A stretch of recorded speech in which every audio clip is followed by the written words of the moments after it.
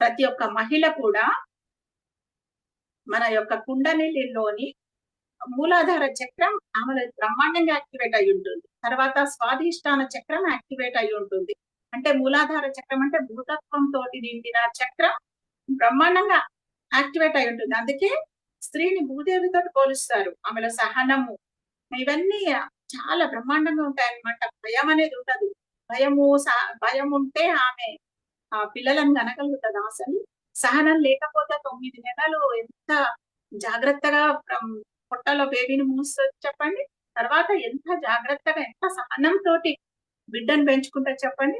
కనుక ఆమె పుట్టుకతోటే మూలాధార చక్రం యాక్టివేట్ అయ్యి ఉంటది.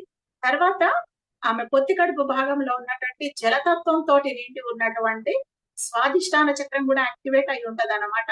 తర్వాత బొడ్డు భాగంలో ఉన్నటువంటి, నాభి భాగంలో ఉన్నటువంటి